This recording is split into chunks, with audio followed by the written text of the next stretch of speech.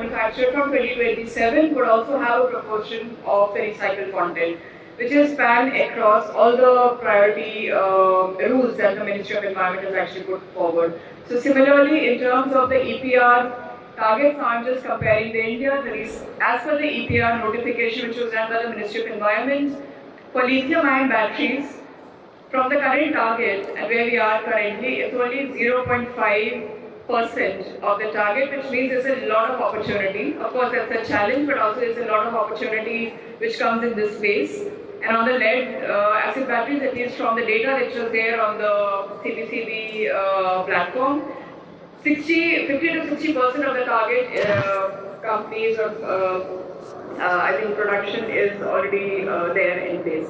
In terms of collection, 70% of the stream is still in the informal sector, which is where I think in the session earlier also we heard 20% by OEMs, and I think that's why a lot of mechanisms or instruments, even like deposit refund schemes, plays a role that when you're buying a new battery, could there be a model like that agreed on? So there's close to 10% which goes in the formal space, and that's why there's a lot of leakages and loss of materials, because not every critical raw materials is actually in position to be extracted by the informal players. So I think that's where there's a lot of scope and technology innovation that we talk about. Some examples which are there. 50% of the recyclers are actually, as I said, lithium-ion battery, and only 15% of them are actually dealing with lithium-ion batteries. Hydrometallurgy and other processes, of course, existing. In terms of the EU interest in this is, of course, they are looking at advancing hydrometallurgical operations, hybrid recycling technologies, and also the areas for collaboration or, of course, technology transfer, joint R&D, capacity development and skill training, because many times when it comes to even elements starting on traceability, on the entire question of deposit refund schemes and others, there's still a lot of understanding needed and skills needed when it comes to uptake. For recycling substitution as well, you really require skills in there. So I think there's a lot of scope for this collaboration, and as GIZ is through the project, EU-India Resource Efficiency Initiative, we actually look at supporting EU-India business partnerships across the topics, and also looking at CRMs for the moment. So yeah, I think that's just few context setting slides. I'll hand it over to you, Pratyush. Thanks for the attention.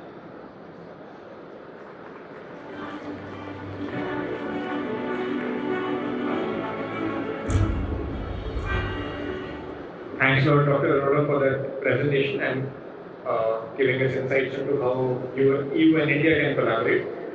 Next, we have the final presentation and probably the most interesting and important one. We'll have Dr. Anupam Agnihotri talk about the critical minerals and the National Critical Minerals Mission.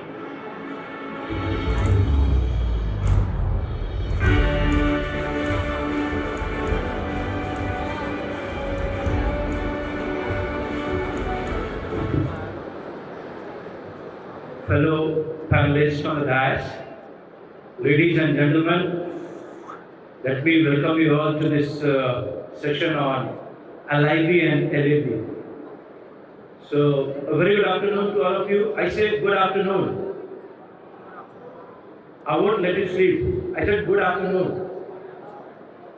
So, at the outset, let me congratulate MRAI for this wonderful IMRC 2026 organization. In fact, they have set another milestone in terms of conference, which is much better than 2025 in terms of volume, quality, and of course the knowledge of what is being shared here. So let's give a big hand to MRAI for this wonderful conference. Thank you for that. And let me also share with you that at a health tip before I start, I had asked for 10 minutes, right? Right.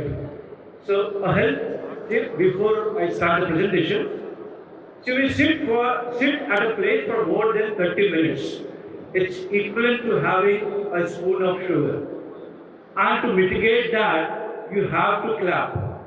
Your hands have a meridian points, and by pressing them together, you mitigate the ill effects of sitting together.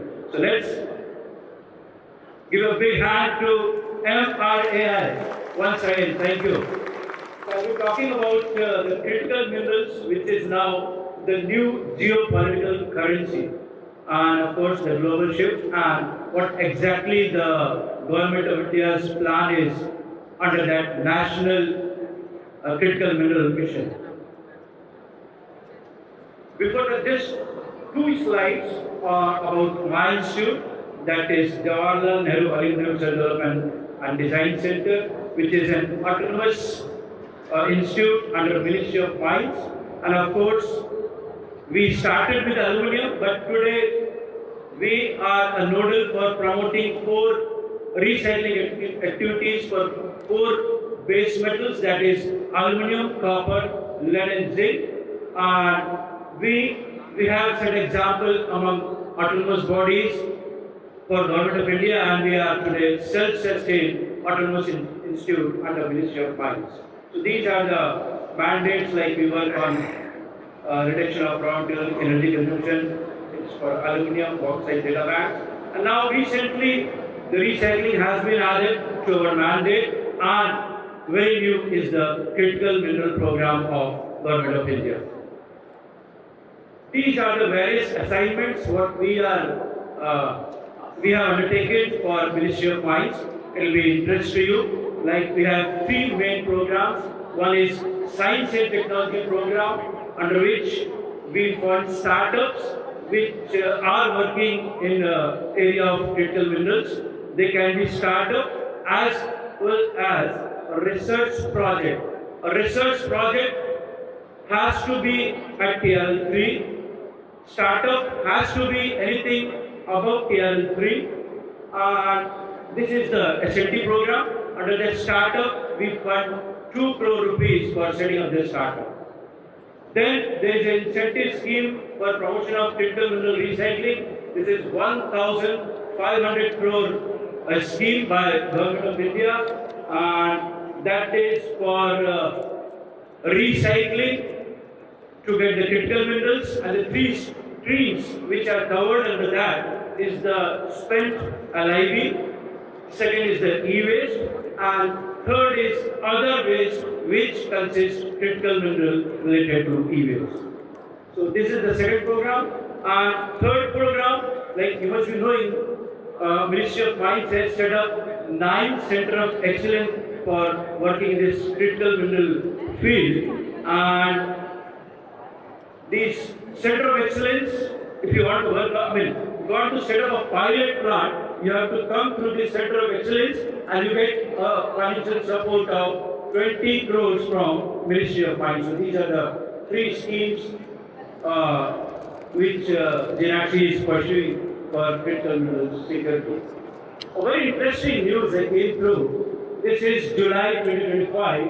A 600 million catalytic converter have ringleader busted in July 2025. This is the news from US.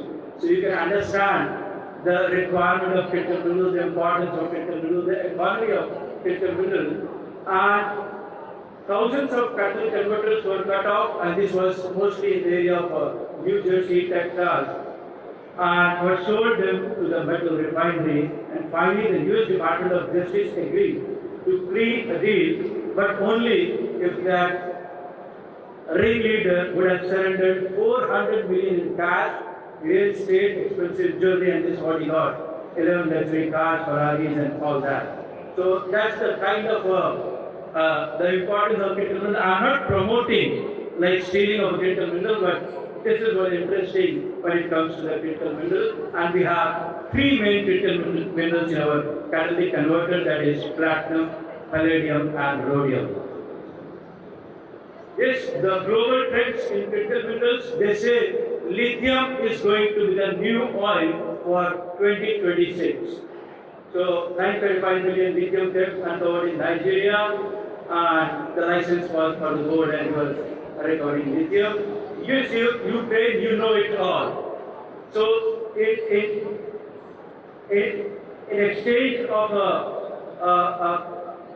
what the reconstruction US is doing for the Ukraine and the support what they are giving for them in the war, and in return they are asking for critical minerals. You see the critical mineral list of US has 34 minerals and 22 of them are available in Ukraine.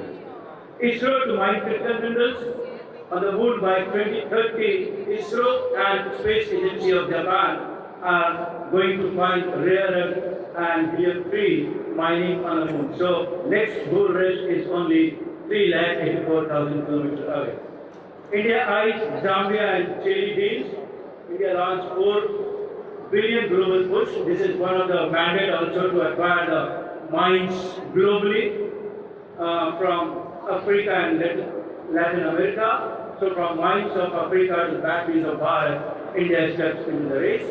Global undercurrent 25 outlook nation will prize resources from new blocks and race for mineral independence. So critical minerals are no longer raw materials, they are raw power.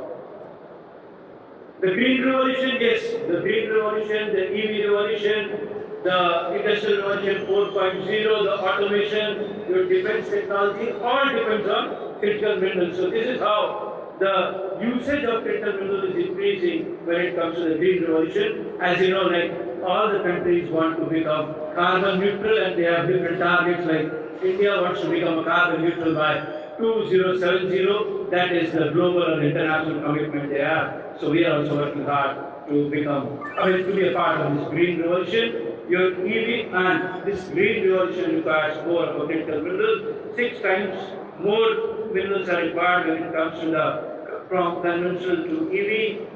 Onshore wind plant requires 9 times more mineral resources, and similarly, the more greener you become, more critical mineral you require. So that is where the demand is coming from. Yes, this is the Government of India's critical mineral vision. Is to secure India's critical mineral supply, and you must be knowing that the Government of India, Ministry of Mines has listed 24 critical minerals under this mission, and it all exercises to strengthen the value chain, and we have got 7 different objectives. I'll come one by one on those objectives in the coming slide. So all efforts are to enhance the technology, regulatory finance ecosystem to foster innovation, skill development, and of course the global competitiveness in mineral exploration, mining, verification, processing, and recycling. So this is all, these 7 modules are there under which this mission is working. And what happens, like the India's opportunity window is for another 5 to 6 years. This program is a 5-year program from 2025 to 2030 before global supply tightens under resource nationalist policies, because in coming days nobody is going to export the critical minerals, even if it's in form of a scrap or waste. So several countries that produce critical strategic minerals are adopting resource nationalist policies. So it's a high time we should work for that. Upcoming tightening creates limited opportunity for India to build domestic supply chain and of course to secure the overseas mineral resources. So by acting quickly during this window, India can strengthen its position when it comes to the critical mineral. And this is what the demand and position is. In the next 2 decades, there will be increase in the demand of copper and REs by 40%, nickel and cobalt by 60 to 70%, and lithium, of course, 90%. The road to net zero is paved with critical minerals, and this is what the India's EV, solar, grid storage could multiply its lithium and nickel demand. So EV and battery storage are set to take over from cell steel as the largest end user of nickel by 2050. Today the steel is there, and this will be taken over by the EVs and batteries in coming time. This is what the India's clean energy and EV ambitions. You can see the India's path to net zero by 2070 will multiply its demand for the lithium, nickel, cobalt, what has been shown here. For the solar energy, will be reaching a target of 280 gigawatt, and that's a 20 times increase. The largest driver for silicon, silver, and copper. And today the largest producer are China, Chile, and Australia. Similarly, and the numbers, like you see the numbers on the top, 70, 100, 90. These are the amount what we are exporting, like 70% of our requirements we are importing. Out of that 20, the list of 24 critical minerals, more than 35% we 100% import dependent. Seems So just to cut down that import dependency, we have to run this particular mission. For EVs, medium vehicles, वहाँ पे जब मैं it's गया था ना वो 90, CIMS the ऊपर demand will मतलब go सिम्स 90 मेटल and करके चाहिए ना by 2047 when we उसका जो come, which is Bharat, it's 325. Seems global है Similarly, क्या? from wind we jump from 150 to 410 and then 2070 it will be 1800 and rare earth magnets will be the main product there for deep clear from 20 to 100 by 2047 and but presently it's mostly available in Kazakhstan, Canada and Russia. Similarly for the energy storage, that is battery gigawatt hour from 400 the jump will be 2380. And if we see in terms of the critical minerals, the elements, the lithium again the import you can see 90% import, nickel is 70%, Re is 60, cobalt is 65, and this is the percentage. Lithium demand is going to be 4 times by 2047. Nickel demand also grow by 4 times. Re and cobalt demand nearly 6 folds, reflecting magnet and battery growth.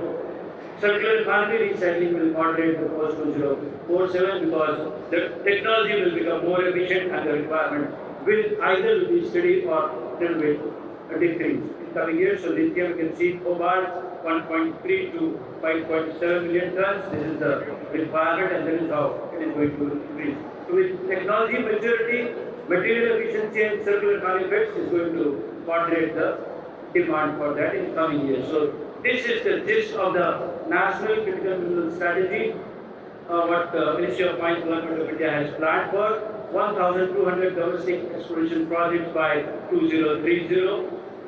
And the domestic production of at least 15 critical minerals should start in another 5 to 6 years.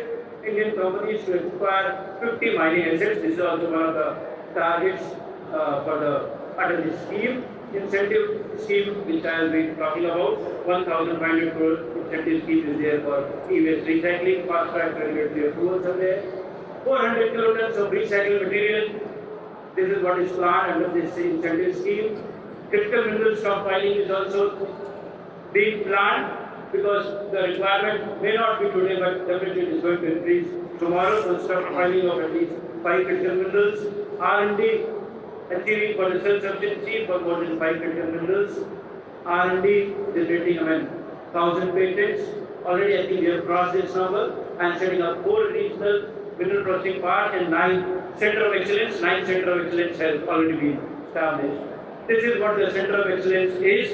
It works on the hub and spoke model. Hub is the center of excellence and other R&D institute and industry are the part of hub. Under this program, you get 20 crore rupees financial support for setting up a pilot scale R&D facility. Pilot scale facility for extracting critical minerals. हाँ भैया These are the few of the startups which are undergoing. We, our Ministry of Mines, is sponsored for under this critical mineral mission. You have NTPR, alloy development, lithium-ion reactor, pilot scale production of battery-grade silicon. There are solids also, and there is a software exploration for RE. So these are the various programs which already have been sponsored under the startup scheme. These are the research and development projects which have been undertaken by JNRC in association with other labs. We are working on extraction of gallium. This is what extraction of gallium and titanium from industrial ores, recovery of potash from granitic rock, recovery of nickel from pharmaceutical sludge. So all these projects are undergoing under Ministry of Mines. Just last 2 slides about the incentive scheme. This incentive scheme is 1,500 crore rupee scheme. There are 2 groups which have been forwarded. Group A, the company which has GMR more than 200 crores comes under Group A, that is global manufacturing revenue, and which is less than 200 crore comes under Group B. And this is what the target is: e-waste, metal ID, and other waste. The indicative outlays are 650 crores, 700, and 150 for the other. And Group A company gets incentive of 50 crores or 20% of plant and machinery. whichever is less for the capex, and 25 crores the group B company. So these are the eligibility criteria. Scheme What करके यहाँ पे lecture चल रहा है। अगर अपन The raw 2000 material- crore का turnover करते हैं, 50 करोड़ you are का targeting the गवर्नमेंट की तरफ से इंसेंटिव है। schemes and units for farming 2000 extraction. This is only for the R3 and R4 category recyclers. सुन रहा हूँ मैं। Purity has already been defined. It has to be more than Point है ना? 50% of what critical हाँ। minerals you are extracting देख and रहा हूँ, what is देख रहा हूँ। बाद में the बोलो। input stream for you. And Group A has to do a processing of e-waste of 10,000 tons per annum. Group B 5,000 tons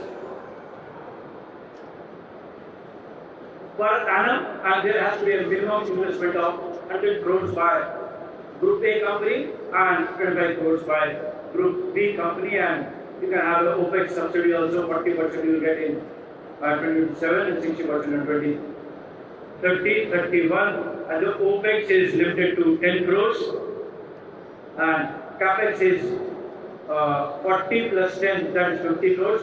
For Group B company, it is 5 plus 20.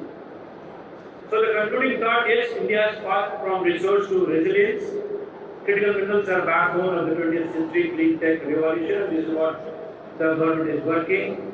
And as I told you, lithium is going to the oil for 2026. India must seize the narrow window, which is 5 to 6 years, to secure the supplies, build capacity, and reduce the external dependencies. That's a step towards Atmanirbhar Bharat. From lab to field, yes, various programs are there. A good support, financial support is there from Government of India in terms of Center of Excellence, pilot plant, recycling startup, product direction, policy, partnership, projects, patents, and pilots. These 5 pillars will transform critical minerals into a national strength. And India's moment is now move smarter, synergize faster, and of course, scale sustainability. So thank you very much.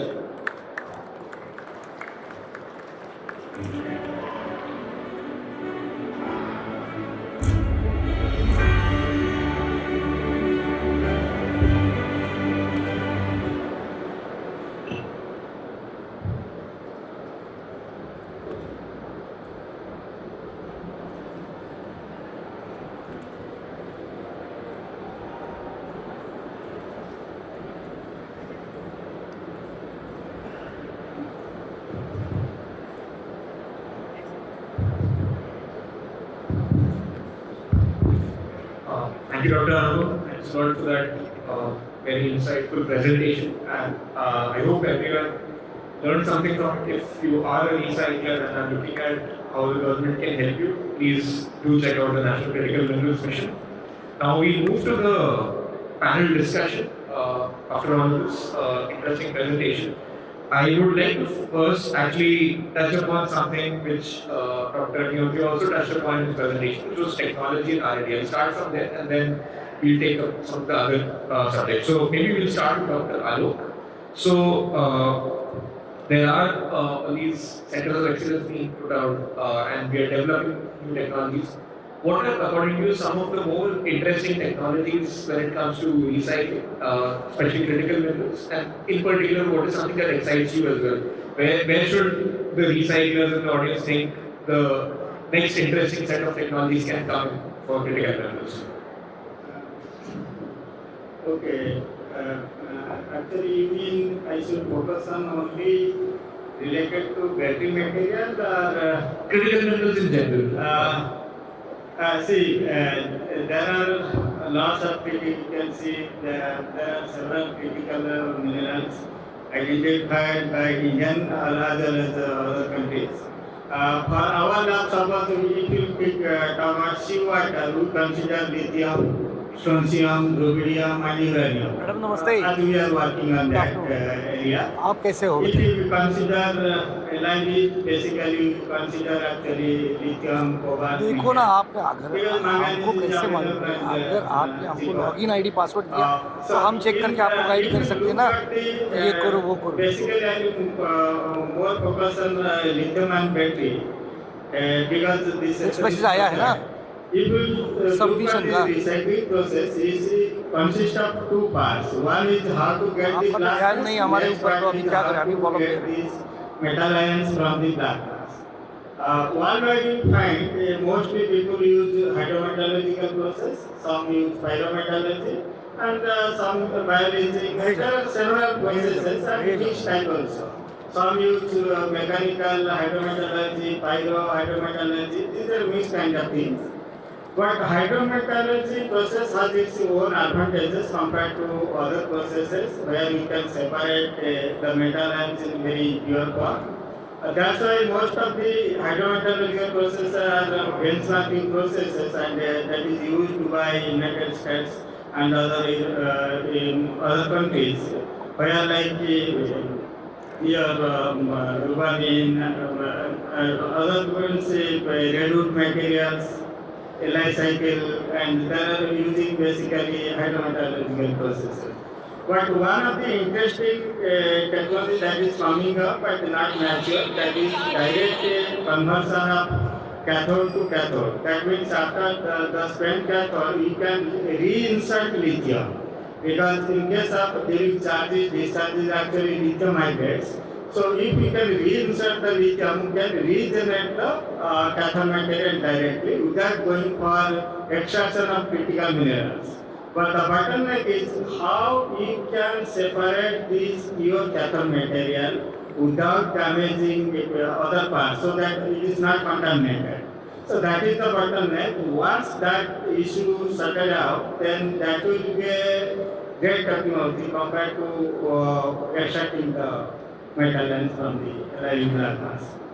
Got it. Thanks a lot for that answer. Dr. Anupam, if you would want to talk about some of the interesting technologies that maybe JNRTDC has been working on, you highlighted some of those, but what are some of the technologies that particularly excite you when it comes to critical minerals?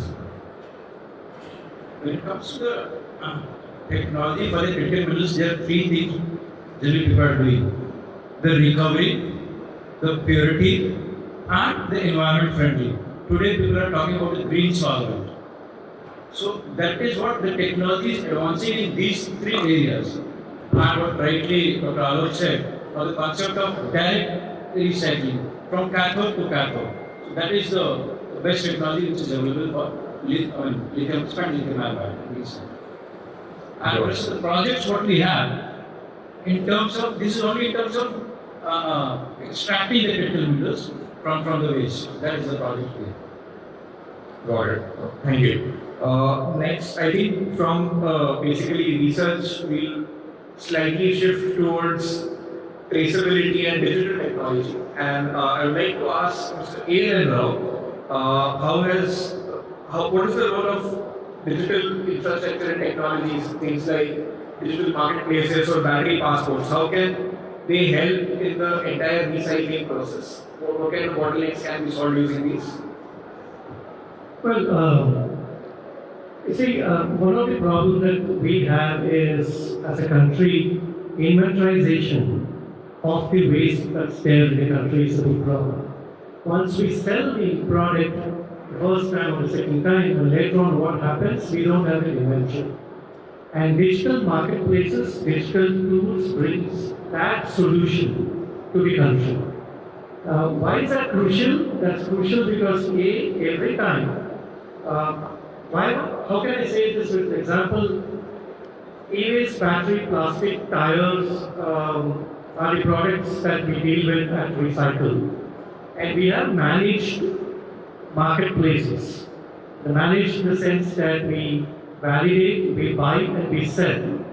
And we have done a transaction of around 1.2 million metric tons last year on a platform.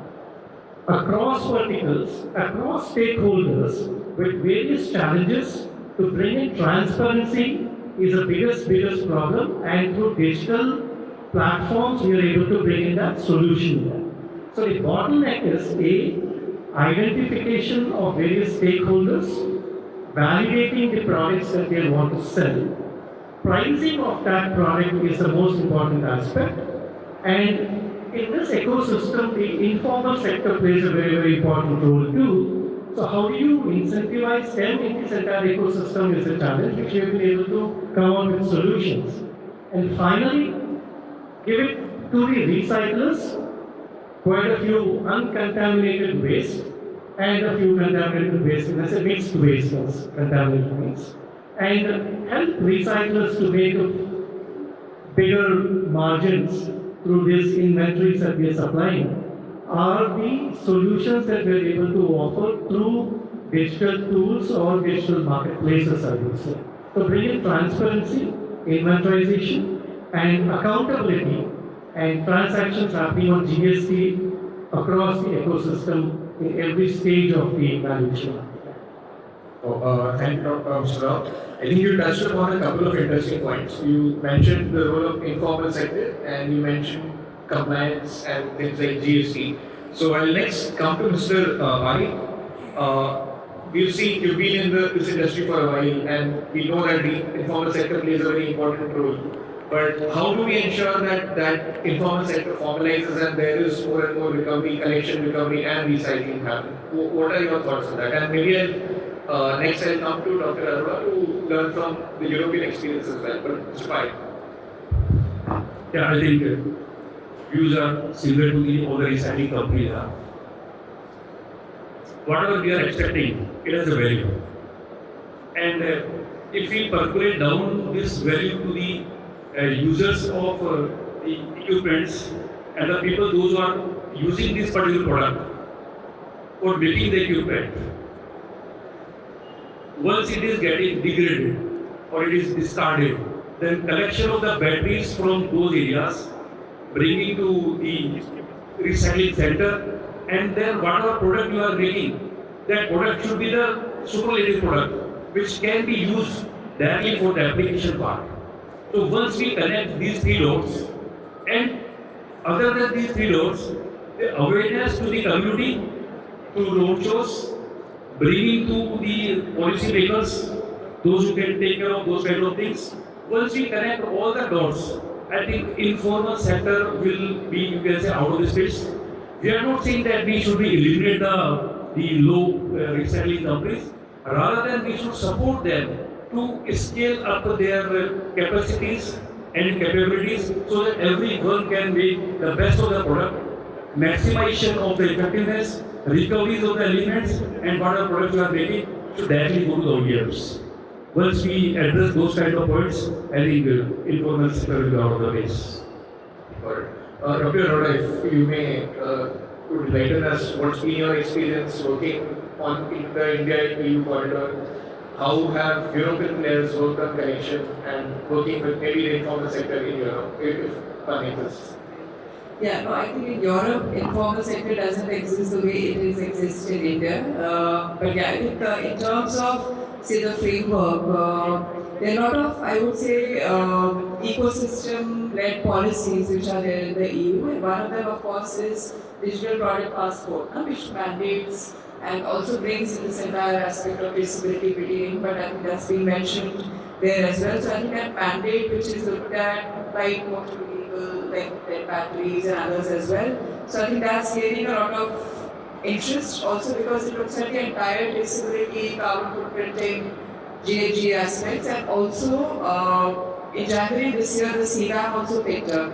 Although it's not on CRM, it's not on batteries as well, but the allied and I think for the industry players as well, again a lot of requests on how CBAM led off things could also promote. So I think that's where when it comes to QR codes and putting at least traceability, this is one area which is there.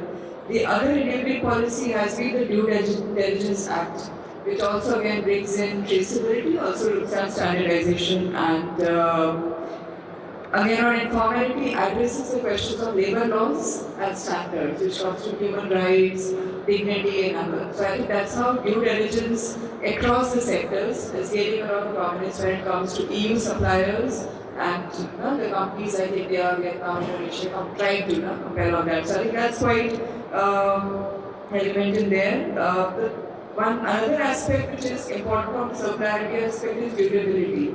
And I think that's where the standards which at least EU is trying to promote in terms of extending lifespan of the product, that has been there. If I have to compare this to India, of course, everyone knows about the EPR legislation and how the mandates are being put up. The traceability coming through the CPCB's registration portal.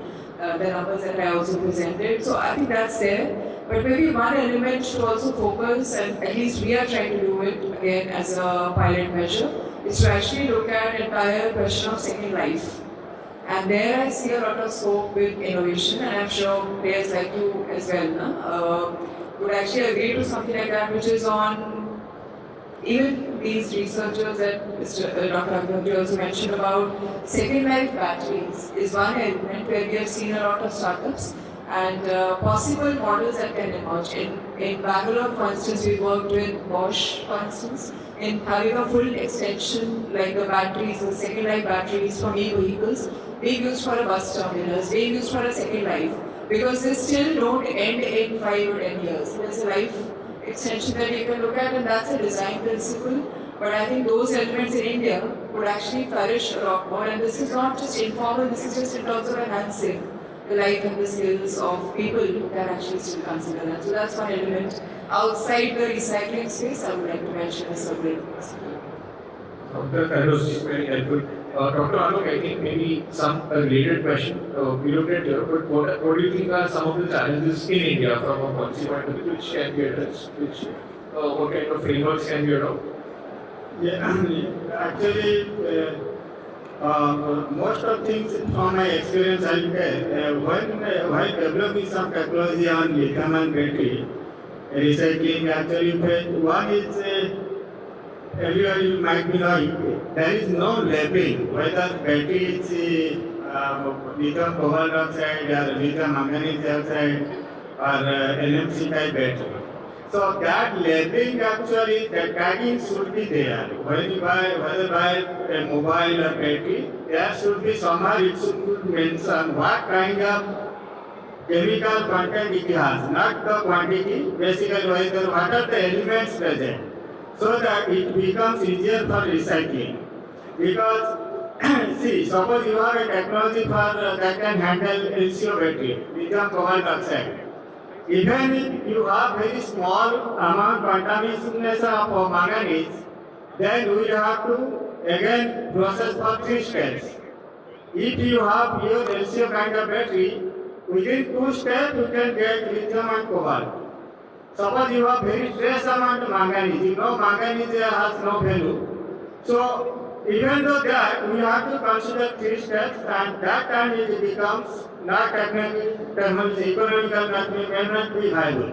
So that should be there. Second thing is that, you know, we have EPR, we have waste management, battery waste management rules, but the EPR, sometimes people give fake EPR. Instead of complete recycling, what they do, they produce only black mass.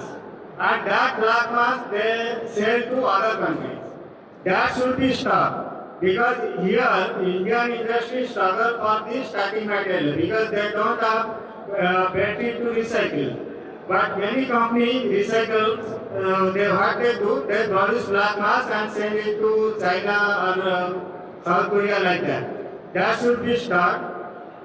Then the waste management rule, actually that is not very quantitative. Means by 2030 or something like European Union and US, they quantify like within 30% of battery will be recycled within 2030. Like that we don't have actually in our policy.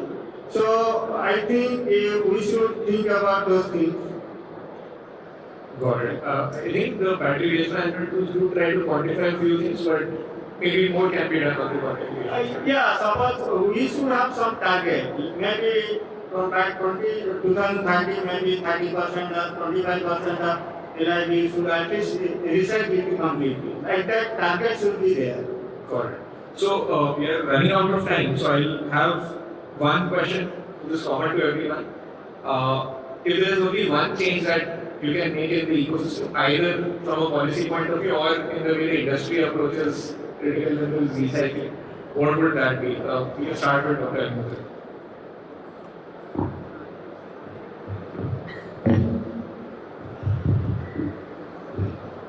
Since I have to select only one change, let me tell you the biggest problem for the e-waste recycling or the SMRAI is the availability of the raw material. Because presently 90% of it is going to the informal sector. So making the raw material available should be the responsibility of the government and is responsibility of government. And let me also share with you, government is very seriously working on that to make the raw material available. Number one. Number two, the market. Today people say, sir, I have a black mass, I have a graphite, where do I sell? There are no takers for that. So, yes, there is another program of Government of India, that is another incentive scheme by name, for manufacturing NdPr magnets, that is 7,500 crore rupees scheme, where they will select 5 manufacturers who's going to make NdPr magnets for our this green revolution. Third is, yes, government is working, government is de-risking the for technology development. They are paying you in terms of Center of Excellence for setting up startups, that is I told you 20 crores, and of course the incentive scheme is there to help you. One thing I like to add, the informal sector is, we cannot eliminate informal sector, we have to engage them. The one thought which comes to the mind, like there should be more incentivization for the formal sector. So at least they become at par in terms of economics with informal sector. So that is my idea, which we have shared. Maybe long term there will be incentive scheme for that also. So that is my say for that. Okay. Thanks, and it's difficult. Dr. Agrawal has already covered most of the things, but I'll pick up one element that was there in Dr. Agarwal's presentation, and that was the connect between India and Zambia. Right? So, as GIZ, we are pretty active in 150 countries, and one of the modalities which the Indian government also wants us to pursue is triangular cooperation, where again it's between the Indian government and maybe countries like Zambia and others to figure out a triangular cooperation. Because many times I think we should not repeat maybe what the other countries have done and where we see a potential. Because not every country has the access. So creating that collaborative environment and also looking at how the technologies can actually be looked at, because informal sector is an issue there as well and here as well. So there are learnings there, and in terms of technology robustness, we can always create things like that. So we'll be happy to look at these collaborative models and explore it further. That's very interesting. Sure. Yeah, if we are able to, India is proud to have something like UPI, Aadhaar. We can get a passport in a day's time. Digitally, we have advanced so much. I believe even for the waste management ecosystem, we can develop digital marketplaces and tools which incorporates, we know ETP is coming in for all verticals under EPR for commercial transaction to take place between producer and recycler. And that's a double-side pricing engine model by MRC. So similarly, the model can be developed not for the upstream, but for the downstream of every part of the ecosystem, industrial waste or consumer waste sales, and also for the end product, and by having a common pricing index for the country. These are all digital tools possible. India wants it, can be done. It brings in that much of a power to be able to recover, extract critical minerals within the country and use within the country. Maybe, who knows, we might be the best in digital solutions and also be the capital for recycling of such materials for the world. Maybe, we don't know. That's indeed a very ambitious vision, but we should definitely work towards it. Mr. Pali, please.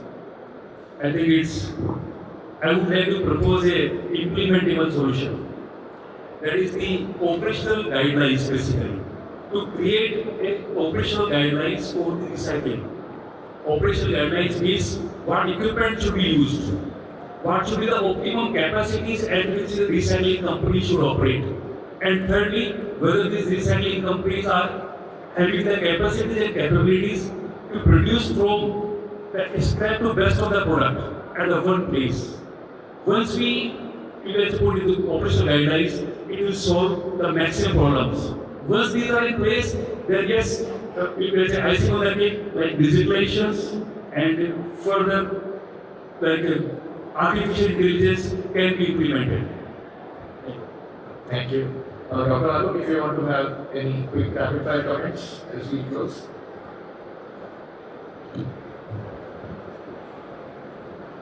Basically, I will say to solve the problem of raw material availability and for a better techno-economic feasibility, two things: we should not send the batteries to other countries or black mass to other countries.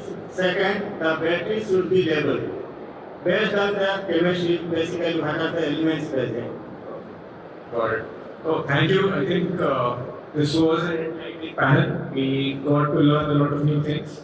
And if any of you are interested in National Critical Minerals Mission, you know who to reach. If you are interested in technology, you know who to reach. And if you are interested in collaborating with Germany, Europe, you know who to reach. And if you are interested in lead-acid batteries or digital technologies, you know who to reach. So thanks a lot, and hopefully you enjoyed it. Thank you so much.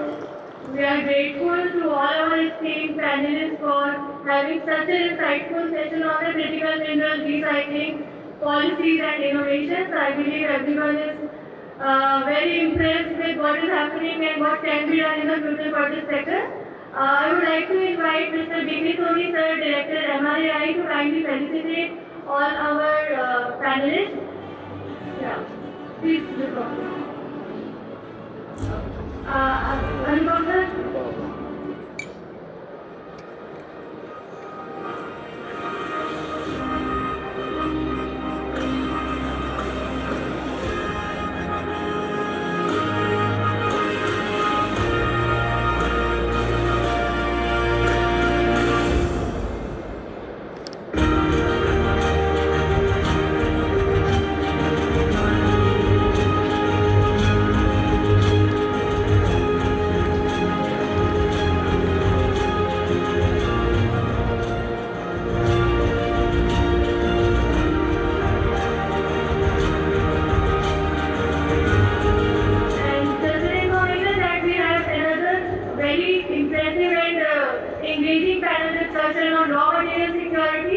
In the battery recycling sector, so please be with us for another 20-25 minutes.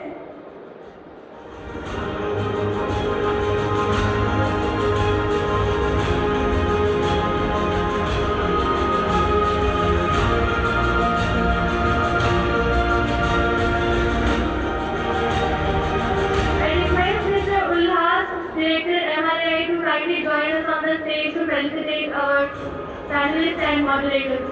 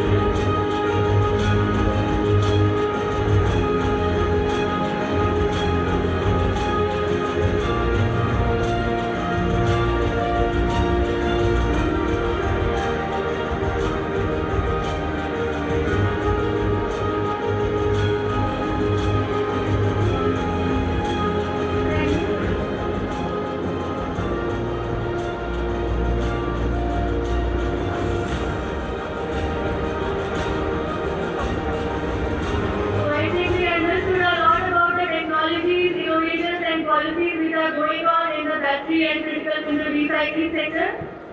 Now we would like to start our next panel, which is named as Ensuring Raw Material Security for Battery Recycling. I am pleased to welcome Dr. Anjali Singh, who will be the moderator of this session. Dr. Anjali leads the Energy, Minerals and Circularity Field Pillar at MRAI India. She holds a PhD from JSCASR, Bangalore, and has over 30 years of experience in science, technology, and policy research.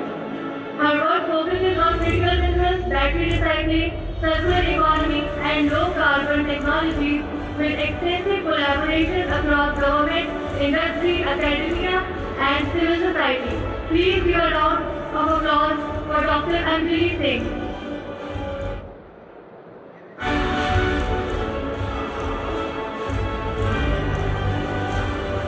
Thank you, Sudha, for your kind introduction. Yeah, I must say that Pratyush has hijacked some part of our discussion into this panel, but I'm just looking forward and very excited for this discussion, and our discussion is on ensuring raw material security for battery recycling. For this panel, I would like to invite Mr. Pratik Gupta. Mr. Pratik Gupta is the Assistant Vice President Operations at Composite and Chemical Limited.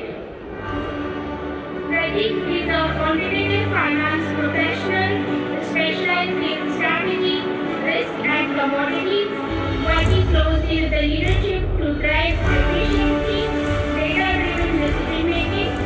He holds a MSc degree in quantitative finance and PhD degree in finance. He brings strong expertise in risk modeling, derivatives, and commodity markets. Mr. Pratik. Please welcome Mr. Pratik. Our next panelist is Mr. Bhuvan Purohit. Mr. Bhuvan Purohit is Executive Director of Corporate Strategy and Planning at RUSLOM Private Limited and leader in zero-based recycling of critical minerals, a chartered accountant and a company secretary by qualification. He is now working on expanding RUSLOM's footprint in lithium-ion battery recycling. So welcome, Bhuvan. Our third panelist is Mr. Prashant Raval. Mr. Prashant Raval is the Chief Executive Officer of Recycle Fellow, leading its strategy transformation and growth to strengthen India's circular economy. He has driven business modernization across financial strategy, automation and plant performance, and stakeholder alignment. He has been actively involved in scaling Recycle Fellow's impact in battery recycling and advanced material recovery. With over 18 years of experience, he brings a technology-led, execution-focused approach in building future-ready recycling ecosystem. Welcome, Prasanth. Our final panelist is Mr. Gaurav Goldwani. Gaurav is the founder and CEO of Vico Materials Private Limited, has over 2 decades of experience in metal and commodity sectors. He leads Vico's large-scale battery recycling and refurbishment operations in Bangalore, advancing battery circularity and second life application. Welcome, Gaurav.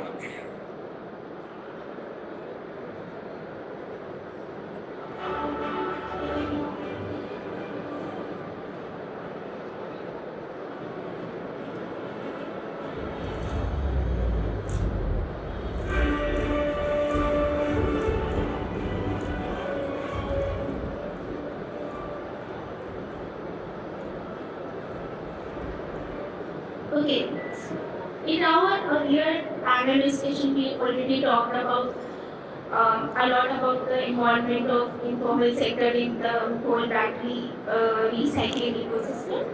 So my first question is to Pratik. So Pratik, I just want to understand that when we talk about lead acid battery recycling, where your company is involved in, So there is a huge role of informal sector in lead-acid battery ecosystem. So what has actually failed in the case of lead-acid batteries, which can be corrected in the case of lithium-ion batteries, and we can kind of effectively engage informal sector in increasing the recycling footprints in India? Sure, thank you for the question. I want to take one step back to understand the basics between the lead-acid battery and the composition of lithium-ion. So back in the day, lead is a soft metal. The melting point for lead is low when compared to the metals in the lithium-ion batteries. So what used to happen essentially was the market was dominated 90 to 95% initially by the informal sector. The reason being because the normal smelting of lead could be done in a backyard. So it didn't really require advanced equipments back then to smelt your lead to RML. Whereas I personally feel that for the lithium ion recycling, it would be more of a downstream setup where you would need a certain technology to make sure that we can recycle it in the best way. And the formal sector already had certain in-depth cost disadvantages because they were more bound to compliance costs, pollution board costs, and then taxes. Whereas the informal had more hand on their unit of economics because they didn't really pay for any of these. So I would just say that lead-acid battery taught us regulations without the economics that didn't actually work. But if we don't fund compliance, then we would just give rise to the informal sector even more. Thanks.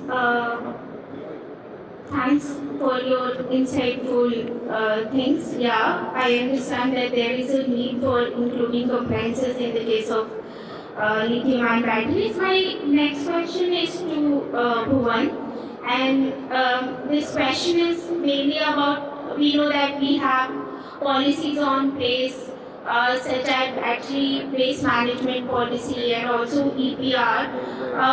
So I just want to understand, because if we talk about the 2020 data, almost 70% collection was done by informal sector. So what is the problem? Is there a problem, flaws are there into the policies, or it is like weak enforcement? What is the problem we would like to understand? So,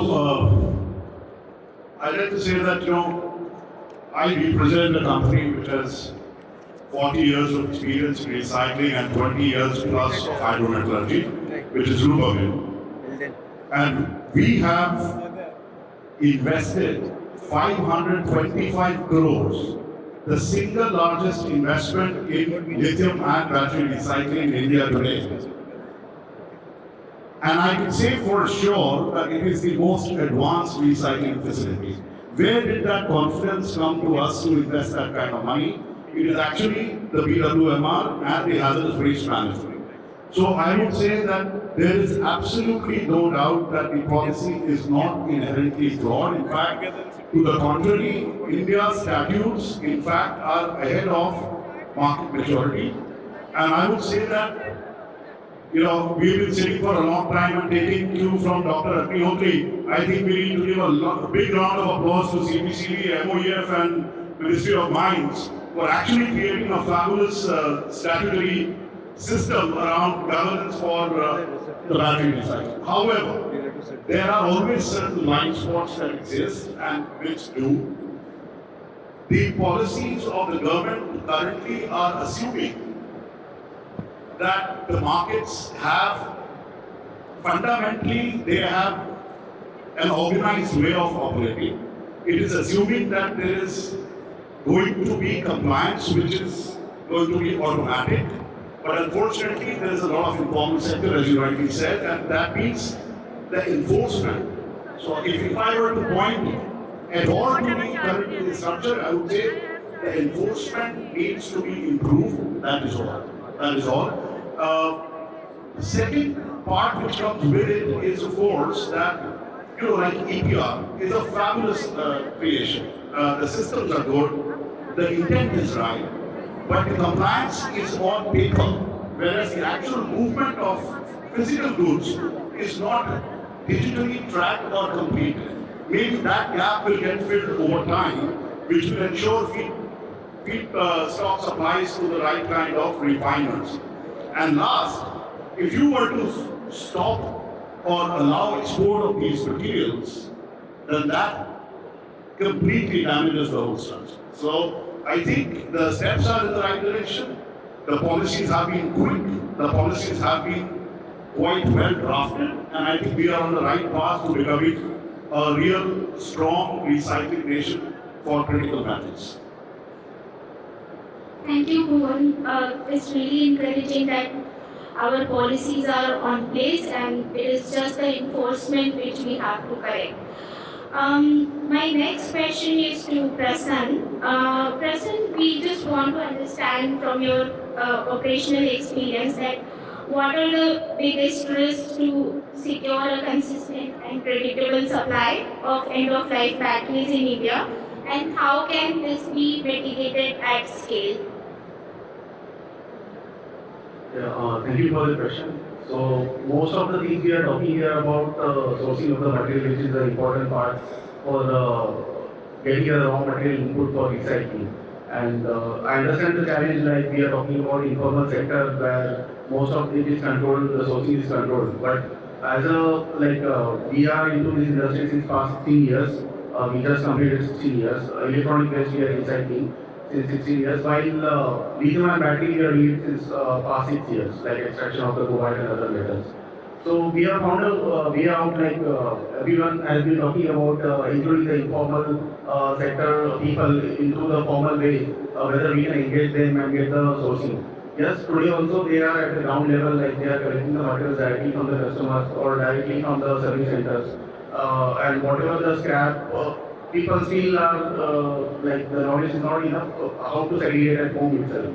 So those all waste they are segregating, and based on that we have created channel partners across India, pan India, like different channel partners where they are sourcing locally and segregating the material, and then that material we are procuring as a central process unit. So we have different decentralized sector in different states where the material gets collected locally by the aggregators or small players or even the kabadi walas. We have connected them, we have done the KYC of them and included them into the common system. Like before there was an issue of the GST, like everyone talking about, there is a way to track these things, how to backtrack the metals or the source of the scrap from where it is coming. So we are helping them by giving them the weighing scale, shredding units, teaching them the skills of dismantling, and helping them to get into like the white labeling thing, getting the GST bills properly and sourcing the materials. While at a large scale we need to implement these things across all recyclers if they follow, I think the sourcing challenge will become little less. Yes, it is still there, but if you follow this path, then it will become more easier to source the material. As a recycler, it is important to predict how much material I will be getting every month in order to make a stable revenue every month. So that predictability because of the informal sector is not there today. As it varies very high, and based on the different battery chemistries which you get in the market, also the percentage of the cobalt or the percentage of the lithium, it varies based on the different manufacturers of chemistry. So the variation is not like around plus minus 40%. So it is a very huge variation, and in order to stabilize that supply, one thing is include the informal sector. Second is those who are giving the batteries on lease, tie up with them. Those tie up with the dealerships where the batteries are getting replaced, so that you get a stable input. And apart from this, like if the cell manufacturing plants are coming up, you can also take the raw material coming out of the industrial waste, recycle and give it back. So in order to make a stable income or a stable raw material, you will have to do these multiple things. It is not one thing which is going to change your input. Thanks, Prasann. It is very interesting to know that your organization, Recycle Karo, is trying to engage with informal sector, trying to skill them and trying to involve into the whole recycling ecosystem. That's very encouraging. My next question is to Gaurav. So, as we know that recyclers are investing today based on the future battery waste that may materialize at scale in another decade. So, if we talk about like, are we going towards building a overcapacity recycling, overcapacity in the country? And the way we are projecting that this much of lithium-ion batteries are going to come by so and so year, if these projections go wrong, who will take the financial risk of the whole issue? Thank you for your question. So the financial risk is always ours. I don't think anybody is here to help us for that, unfortunately. Just like all the investment has been ours. So I think Bhuvan said that, Ministry of Mines, MFCC and CPCB, have done a lot of work on this, and I agree. The challenge that I see is that we don't have a framework on where this is going. What is our overall big vision here? Earlier in the panel, we saw China has been doing this for 40 years, right? 40 years. Very clear vision on what they want to do, how they're going to get there. We don't have that. So, how are people going to invest money when we don't know what policies are? 1 year later, 2 years later, everybody today in recycling has spent their own money. Policies can keep changing, can keep impacting their business overnight. The risk is completely, the entrepreneurs or the companies. There is no other way out. Have we built too much capacity in mechanical separation? I think we already are at too much capacity or over capacity. We have seen in China where incentives were rolled out, and land and machinery were given almost free. Companies built huge capacities and are now shut. So if you ask us, yes, relevant to what raw material is available, our capacities are already too high. There is no recycler in India that's operating at capacity utilization. That is the biggest pain point we all have. Why are we all trying to import batteries? If we were able to get enough domestic raw material, none of us would want to import. Okay, my second question to you, Gaurav. As LICO is already working towards second life use also, so as we understand that as we talk about second life uses, the feedstock is going to be delayed from the perspective of recycling. So I just want to understand your perspective from the recycler point of view, that is second life is an ally or a threat, and should policy actively prioritize one over the other? Yeah, it's a double-edged sword for us. Some days we want to do more recycling, some days we want to do more reuse. So essentially it's the 3 R's: reduce, reuse, recycle, in that order. We cannot control reduce, but we plan to reuse, so that's the reason why we work on second life. We are a net importer of these batteries and cells from outside.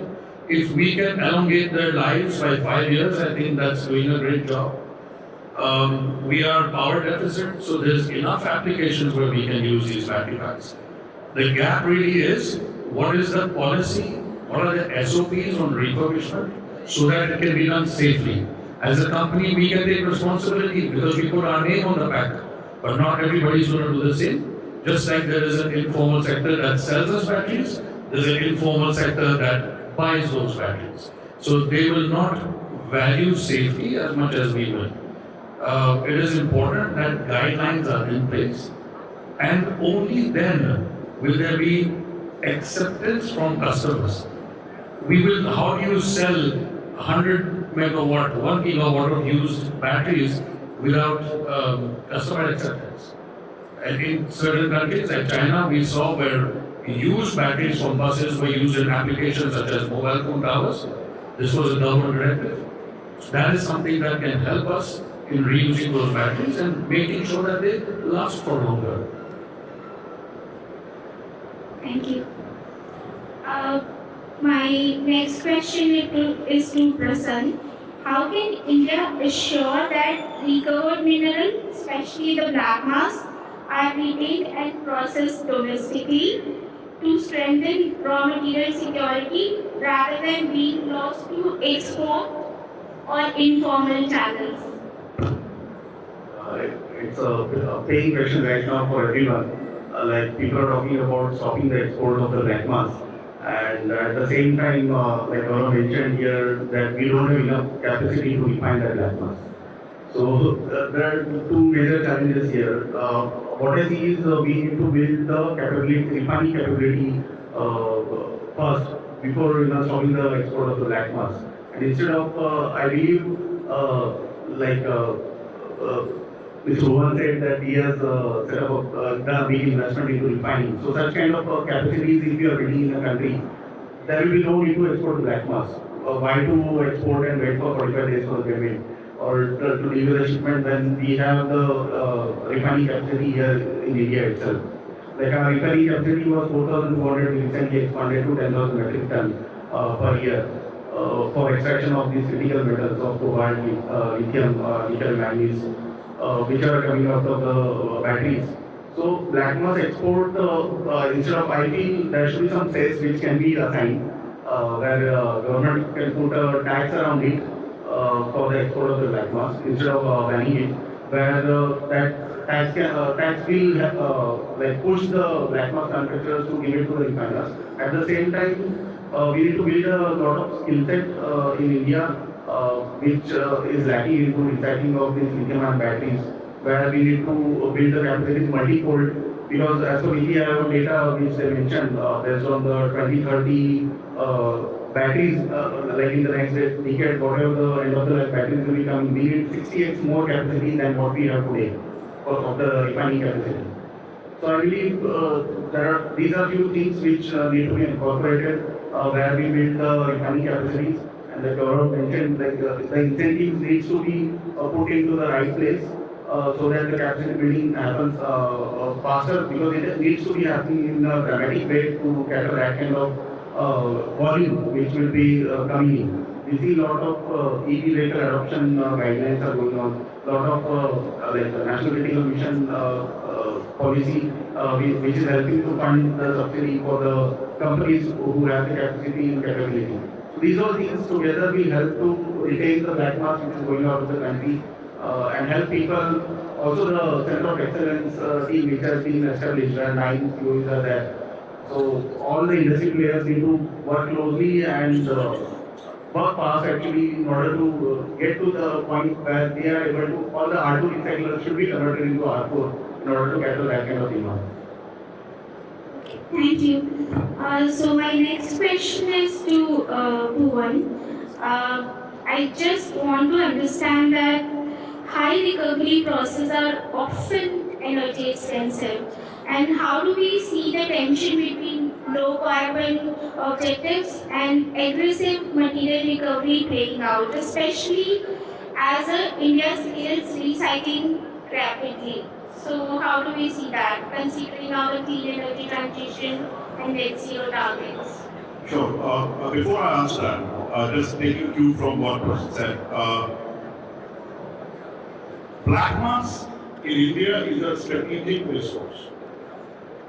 The government is paying money in various schemes for demand generation, for recycling, for critical minerals. So exporting this material out of the country would mean using taxpayer money to fund international supply chains. This is not a commodity, and strategic materials need strategic control. So therefore, the view is that we must anyhow try and hold the material in India, and there are enough capacities to use the black mass filter. Now coming to your question, that as a refiner, like we have refining capacity,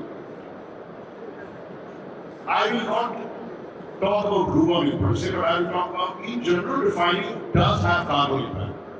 But you cannot look at, because it has carbon impact, let's not deal with it in India. It's not the right way to approach it.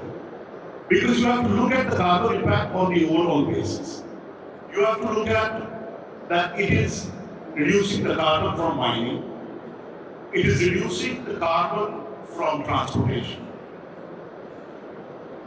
And then, in the short run, the industry in general will leave a carbon impact.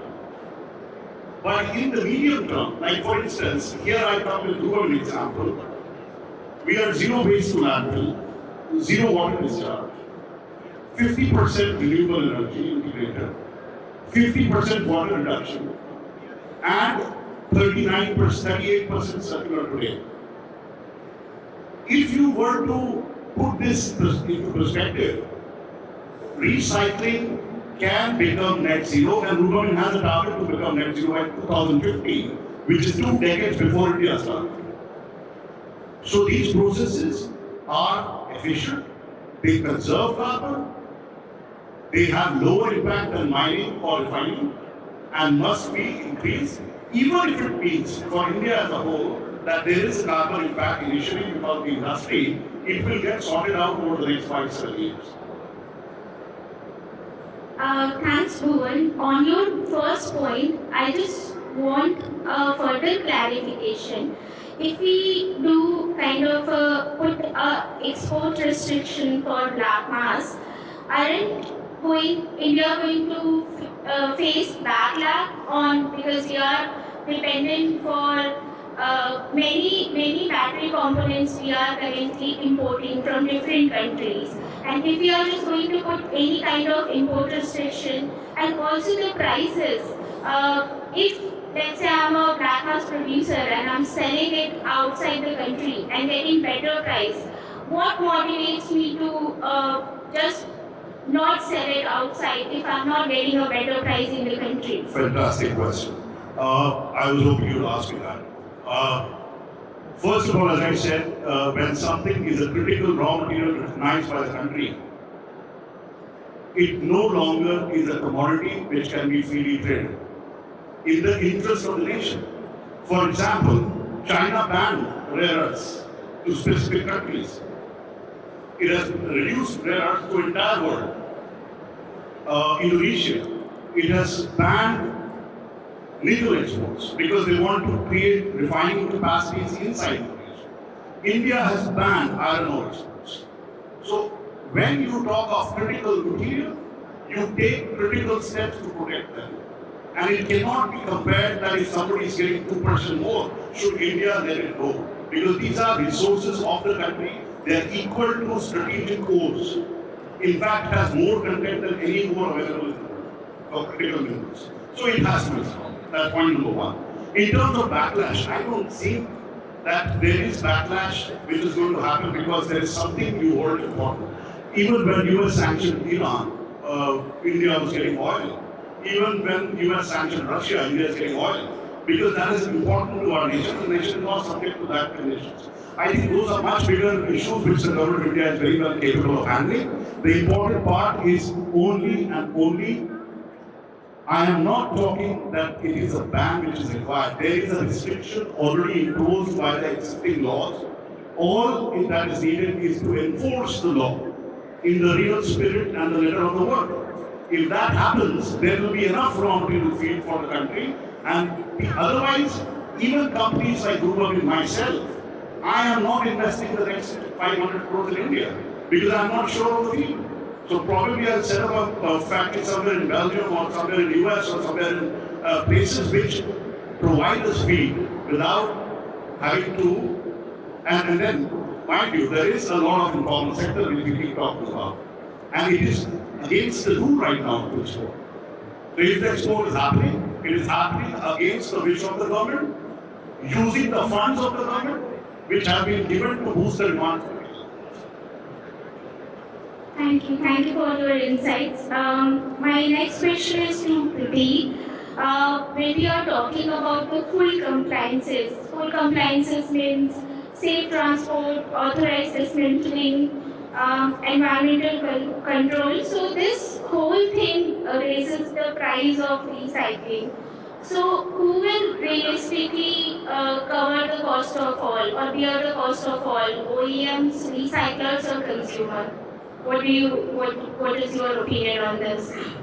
So essentially, according to the BWMR 2022 rules, the obligation lies with the producer of the battery to, in any ways, either through a third party or by themselves, take care of the batteries that they produced.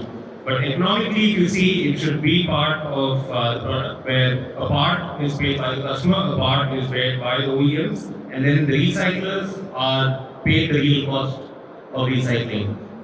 So that's how I would put it. And BWMR is, we can see it coming into fast-track implementation from the last 2 years. Essentially, BWMR was there back in 2001. And now is when we can actually see it come in execution.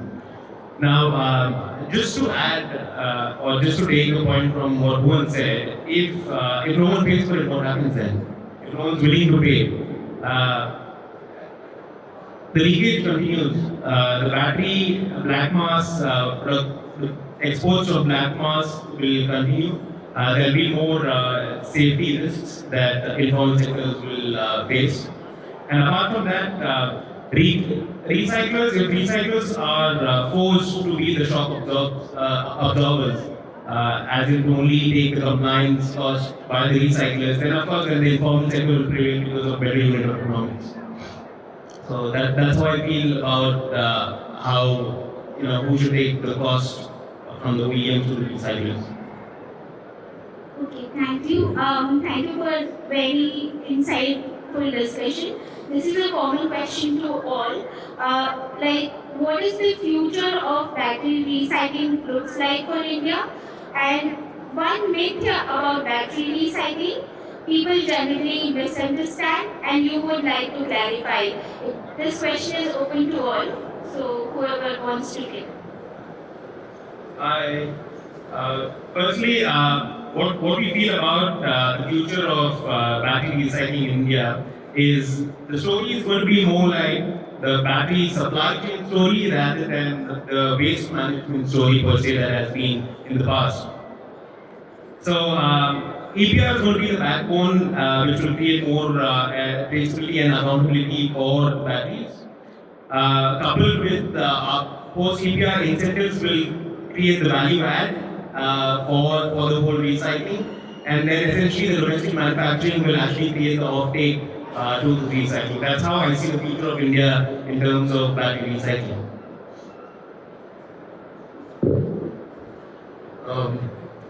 So the second question, what is the myth?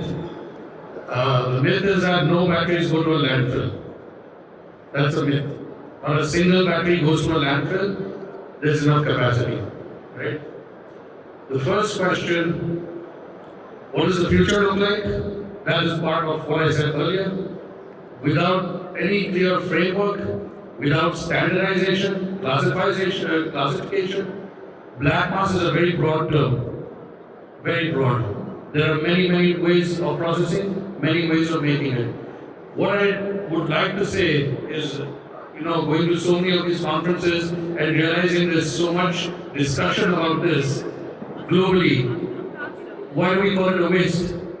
I don't know anybody who's willing to pay so much money for waste. So, first of all, let's stop calling it a hazardous waste. It's not a waste. It's a critical mineral, it's valuable, and that's why people are fighting. Why is it critical? Right? Countries are fighting over it. So, it could be hazardous or not. Let's classify it. Let's have standardization. But it certainly isn't waste. From my side, the answer to your first question, which is what is the future of battery recycling in India? I think India is going to become the largest recycling capability, not just recycling for India, but recycling for the world. And the reason why I made that statement is because we have both advantage of cost, capital expenditure, and above all skill sets between our research centers, our chemists, our scientists, and the workforce. It is undoubtedly the second home for recycling for the world for critical minerals. And we already have the technology. There is currently too many people chasing too less batteries or feedstock, so there is bound to be consolidation in the next 2 years. So as I said, the statutes in India precede the market maturity. The capacities in India are preceding the feedstock, and our ambitions are possibly preceding our enforcement capability. So that is the situation today, but it's not going to remain because the government is pretty focused, and I think they are working on all corners to make India a recycling hub. On your second question, what is the biggest myth? The biggest myth is that India doesn't have refining capacities or capabilities equal to generation, because Rubamin alone can take all the export that's happening today, and we've got the gentleman sitting right here who's probably smiling at this, and I've got one gentleman on my left, and there are 8 more I met outside, and their capacities for refining, as approved by their state government boards, is much more than what India is generating today. So that's the biggest myth that India is facing.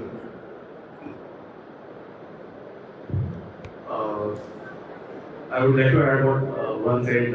Yes, the capacities are definitely there, and we have enough skill set to take on the black mass and refine it and extract all the metals. While we also have the demand in the market, not only in the cells which will be getting manufactured, but there are other uses also of these metals. While all these metals are imported, but whatever recycling has been producing till date, everything is consumed within India itself. We have not exported a single shipment of cobalt outside India. While regarding the future, yes, the future looks good for battery recycling, as a lot of cell manufacturers coming in with the robust rules which are getting strategically enhanced, and using of the recycled material into the new manufacturing of the cells. That will also give an advantage to a recycler, and also compliance to a producer to use the recycled metal back into the manufacturing of the new cells. With the increase in the capacity of cell manufacturing plants within India, and whatever material today we are importing, that import itself can be catered within India from doing the urban mining of these critical metals. While with regards to black mass, like we should, like Gaurav said, we should start treating it as a crude oil. And it's a crude oil for India right now, and we should strategically, it should be mentioned as a strategic metal or the critical, in the list of the critical metals, the black mass should also be included. Thank you so much. Thank you so much. Here we come to the end of the discussion. Thank you so much for all the comments and insights.